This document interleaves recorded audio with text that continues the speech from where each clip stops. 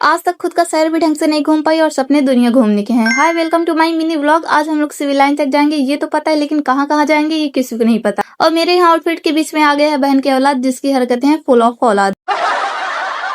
आज मेरी माँ की सारी औलादे कई महीनों बाद एक साथ सैर सपाटे पे निकल चुके हैं। तो सबसे पहले हम लोग आ जाते हैं सिटी कार्ड, जहाँ ये वहां से इतने बड़े हो गए हैं कि खुद ही अपने कपड़े सिलेक्ट कर रहे हैं, और मैं यहाँ इतनी बड़ी होकर खुद के लिए एक कोर्स तक सिलेक्ट नहीं कर पा रही हूँ। उसके बाद हमने मिरर में खुद को थोड़ा फ्लेक्स किया और कपड़े लेकर कार में आ गए। मुझ गरीब के पास 2-4 पैसे आ जाए और मैं उसे उड़ा न दूं, मखलाडले डिस्पोजेबल। तो पैसे फूकने के लिए मैं आ गई द हेजलनट फैक्ट्री, बिकॉज अपना सिंपल सा फंडा है, पैसा आते ही उसे खुद पर उड़ा दो, क्योंकि क्या पता कल मैं जिंदा रहूं या न रहूं। ये बड़ी अच्छी बात कही आप।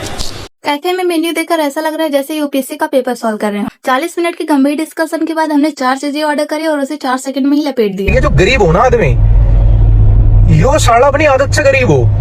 उसके बाद हमने 1, 2, 3, 4 नहीं 400 फोटो ली, जिसमें सिर्फ 4 ठीक ठाक लगे। कैफे में पैसे उड़ा के सुकून नहीं मिला तो मुझे याद आई ये वाली रील जो मेरी पड़ोसी ने भेजी थी। साला रील देखकर ही मुंह में पानी आ गया था। तो मैं अपनी चटोरी जुबान को लेकर चल देती हूँ इस लोकेशन पे ब्राउनी खाने, जहाँ चलने के लिए भाई पहले राजी नहीं हुआ था, बट मैंने थोड़े ड्रामे किए तो वो राजी हो गया और मैं पहुंचाई चॉकलेट फैक्ट्री। मैंने यहाँ किटकैट चोको बाउल पैक करने को कहा, जिसका प्राइस मत बताओ तो मेरे लिए बेटर होगा, क्योंकि व्लॉग देखकर तुम लोग बजाओगे तालियां और मेरी मातेश्री व्लॉग में प्राइस सुनकर मुझे देंगी गालियां।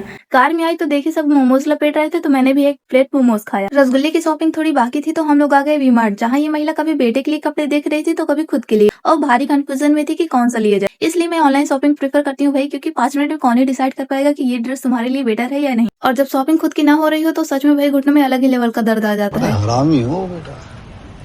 और यहाँ देखो, चटपटी चीजें देखते ही इस औरत के अंदर का जानवर जाग गया। पूरे मॉल में मेरा भी यही फेवरेट स्पॉट रहता है। यहाँ आते ही मेरे तन बदन में अलग ही लेवल का जोश आ जाता है और मैं सब कुछ बिनना स्टार्ट कर देती हूँ। मेरे घर वाले हमेशा मुझसे कहते हैं कि क्या जहर वाली चीजें तुम उठा कर लाती हो, तो मैं उनसे बस यही कहूंगी कि भाई एक ही जिंदगी मिली, उसमें भी खुल के ना खाया पिया तो क्या ही जिया। यहाँ से बिलिंग वगैरह करवा के ढेर सारा जहर वाला आइटम लेकर हम लोग निकल पड़ते हैं घर के लिए। ये सब खाने के बाद जिंदा रहे तो मिलते हैं अगले ब्लॉग में, तब तक के लिए बाय।